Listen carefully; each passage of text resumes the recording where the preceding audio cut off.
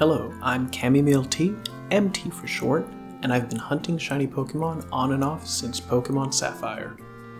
Sapphire, the first Pokemon game I didn't have to share. Well, I'm here to share about shiny Pokemon and the best ways to stay prepared. These tips generally apply to older games as well, so with the table set, steep to a degree, while I spill the tea. Tip number 1. Have a strong False Swipe user in your team to reliably get the Pokemon's HP down to catching range. If you didn't know, False Swipe is a 40 base power, normal type move that cannot knock out the opponent, even if the foe is at exactly 1 HP. While False Swipe can be learned by a level up for some Pokemon, it's a TM in most games, which ends up being more convenient. In Scarlet and Violet particularly, you can get TM 57, False Swipe, from Mr. Jack, your biology teacher at the academy. Take his first class, and there should be a red exclamation mark by his room in your school map. Head there and talk to him. He will talk about the Paldea Pokedex, then ask you to report back when you have 30 Pokedex entries. Go back to the biology room once you have 30 or more, and speak with Mr. Jack. He'll give you a few False Swipe TMs. You can then use these TMs to teach to a variety of Pokemon with high attack, good resistances, and immunities. Garchomp, Gallade, Breloom, Scizor, and Cerulege are amazing False Swipers that keep their value in the late and end game because they can still battle trainers and raids just fine with 3 moves. They all have their niche, but Cerulege is my personal favorite because it offers so much utility in one team slot, whether I'm actively hunting or passively run into a random shiny, which happens a lot. An honorable mention to the move Super Fang.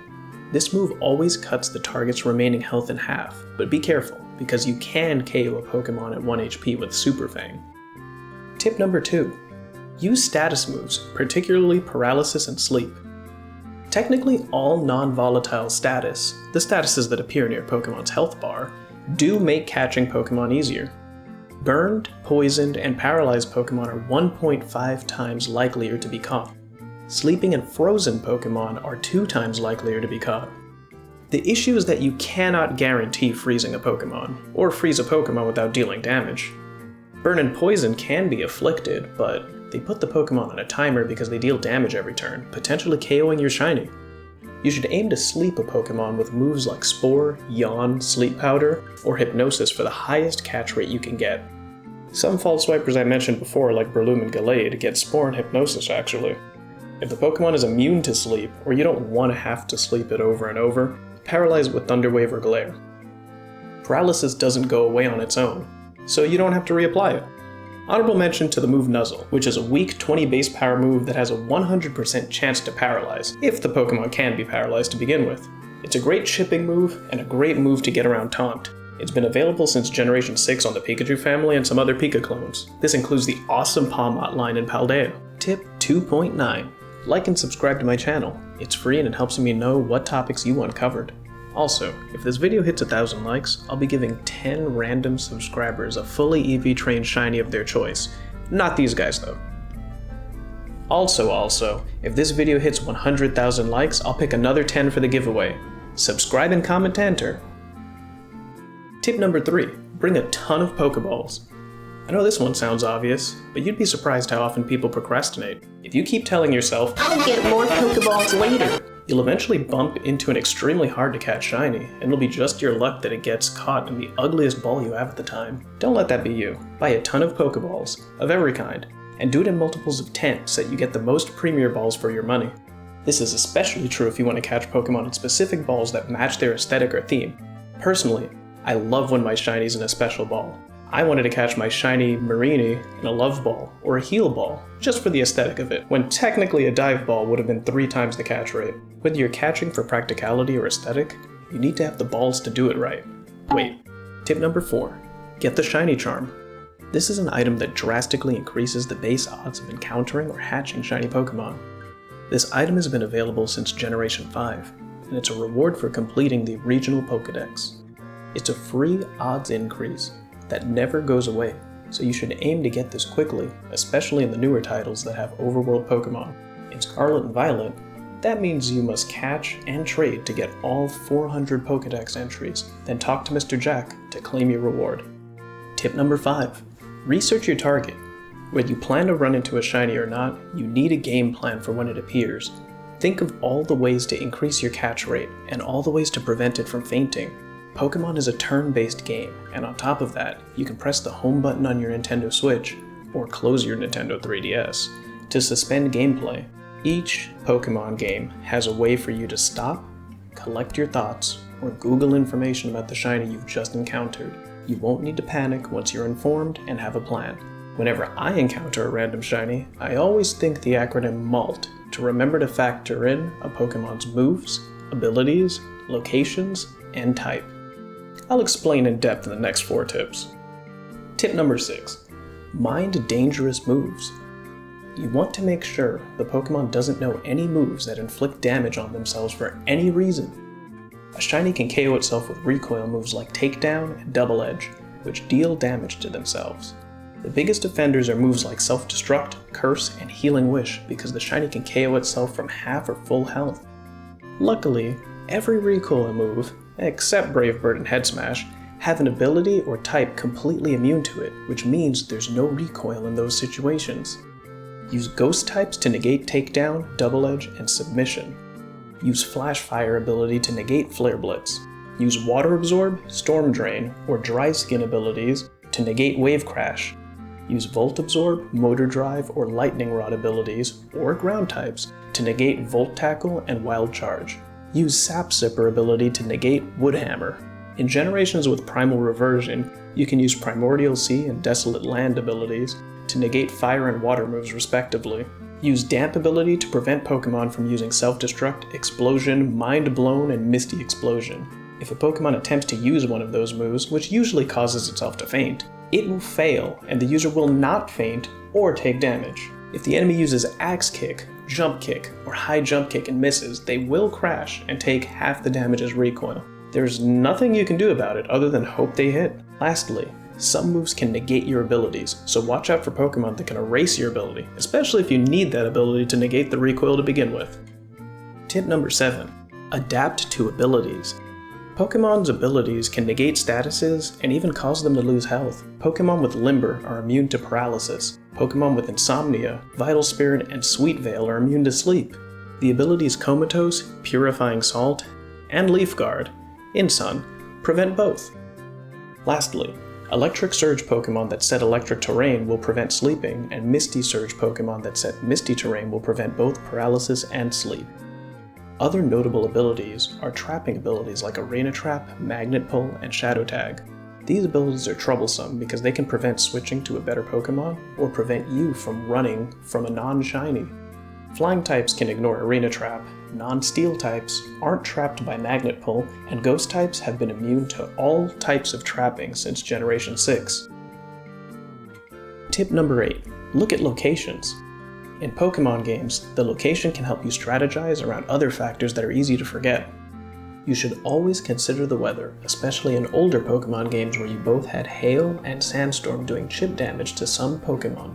In Generation 9, Hail was changed to Snow, so you don't need to worry about non-ice types taking damage. Regardless of which generation you hunt in, bringing a Pokemon with Rain Dance to the shiny hunt will allow you to erase damaging weather. This will also help with Pokemon that have Solar Power or Dry Skin, since both potentially can lose health in harsh sunlight. Another location factor are other wild Pokemon. Say you're hunting for a shiny Torkoal in eastern Paldea. You have to keep in mind that Digletts, which have Arena Trap, are also nearby. You want to be careful so that you aren't stuck in a battle with a Diglett with a shiny in the background starting to wander towards the despawn distance. This is a newer issue, since overworld encounters are new. But keep in mind that if a Pokemon gets too far from you, it will despawn forever. Tip 9. Try to be tactical with types. Certain Pokemon types make your target immune to potential strategies that work on other Pokemon. Ghost-type Pokemon are completely immune to False Swipe, a normal type move. Bring a Pokemon that knows Soak or Magic Powder to change their type to Pure Water or Pure Psychic type. Then you can hit them with False Swipe. The moves Foresight or Odor Sleuth also work, but Soak will be useful in more situations. Ground types are immune to electric moves, but you still can glare them or sleep them. As of Generation 6, electric types are immune to paralysis, even if it's from getting their spines shattered by Body Slam. Use Sleep or remove their electric typing to paralyze them anyway.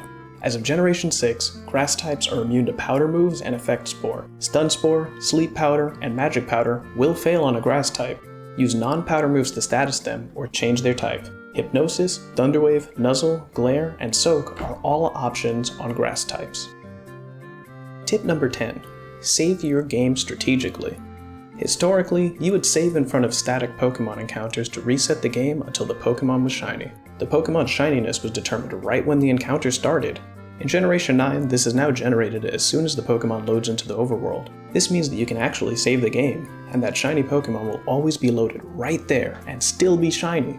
Make sure you save close enough that it doesn't walk away and deload while you save, but also make sure you aren't so close that it sees you and runs away while you save. There are also situations you may want to turn off autosave in newer games, which leads to our next tip. Tip number 11. Shiny Sandwiches. Sandwiches are an extremely useful mechanic in Pokemon Scarlet and Violet that grant up to 3 powers when eaten. The power we care about right now is called Sparkling Power Level 3. This gives the biggest boost towards the shiny spawn encounter rate. There's many recipes, and I'm sure you've seen this image floating around the internet. It's generally 2 Herba Mysticas, a set of pickles, a set of cucumbers, and 3 sets of the appropriate ingredient for the type that you want. Just don't use the top bun. It usually makes your ingredients fall out of the sandwich, and having a single ingredient drop will ruin the sandwich. So drop that bun on the tablecloth. The strategy is to turn off autosave, manually save, make your ideal sandwich, then move around the area looking for your shiny.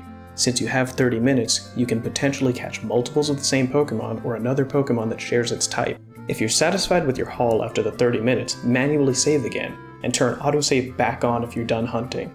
If you got no shinies, exit the game without saving to reset and get your Herba Mystica back. There are certain areas in the game where only 1 or 2 Pokemon of a specific type appear. Make use of those areas to make your desired encounters even more concentrated and frequent. For example, when I was hunting for a shiny Seviper, I made a sandwich to get the level 3 Poison Sparkling Power sandwich. I was in South Province, Area 5. I only needed 1 or 2 shiny Sevipers, so if I could get 2 of them quickly, I was ready to fly somewhere else to try and get a shiny Paldean Wooper, a Revavroom, or a Muck to maximize the value of those 30 minutes. Tip number 12. Capitalize on mass outbreaks. Mass outbreaks change daily and are visible on the Paldean map. There will be a flashing red icon behind a symbol of the outbreak Pokemon near the area where they are located. There will be so many of that species by default that it'll feel like you ate an encounter sandwich, provided the spot didn't generate in a weird way. I actually caught my shiny Revavroom and shiny Slowbro within 2 minutes of showing up to a mass outbreak. No sandwich needed. They don't naturally have higher odds, but higher spawn rates still generate more Pokemon, and more Pokemon means more encounters and more shinies. There's a way to increase shiny odds during a mass outbreak. If you defeat or catch 30 to 59 Pokemon in a mass outbreak, you'll increase your odds. If you defeat 60 plus, you'll get the highest odds of encountering a shiny in a mass outbreak. This stacks with the shiny charm and sandwich powers, which is extremely valuable. Actually, today there was a Magikarp outbreak, so I knocked out 60, then saved. I made a level 3 Water Sparkling Power, Encounter Power, and Tidal Power sandwich, then after 4 minutes found a golden Magikarp. With 26 minutes left of sandwich power, I flew to the beach by Porto Marinada, trying to get some other shiny water types like Wiglet, Clauncher, or Shelter. I ended up picking up a shiny Weasel after another 7 minutes. Then I remembered I wanted a Dondozo or Veluza, so I flew to Lake Casaroya and picked up this beautiful gal. With 7 minutes left on the clock, I flew back up to the North Paldean Sea to try for a Wugtree or Clawitzer, but it wasn't meant to be. In a quick 30 minutes, I picked up 3 different shiny Pokemon. Putting it into practice. Using my Pokemon as an example, here are the Pokemon I use. Cerulege stays in my team at all times. She's my Fault Swiper. As a Fire Ghost type with a Flash Fire ability, she's immune to normal, fighting, and Fire-type moves. She also cannot be trapped by any pesky abilities like Arena Trap because of the Ghost typing. With Bitter Blade, Shadow Sneak, Swords Dance, and False Swipe, I'm prepared for normal battles, some raids, and shiny hunting anytime. Toadskull's there to use Spore and get me better odds for weaker but fancy balls like the Premier and Luxury balls. Dondozo comes on some hunts, mostly to use Soak on Ghost types and be a general tank. The rest of the team is there for sweeping 5 or 6 star raids. And of course I have a ton of backup options in my boxes. And there you have it, some good habit to have when hunting or exploring. I wanted to focus on what to bring more than the nitty-gritty math of it. I could go into that kind of detail in another video though. What was most helpful? What did I miss? Tell me in the comments down below. And also answer this question. In your opinion, what are your top 3 best, bottom 3 worst, and middle most mid shiny Pokemon? I really want to know. That's all I've got for now. I'm Empty, and I'll see you later.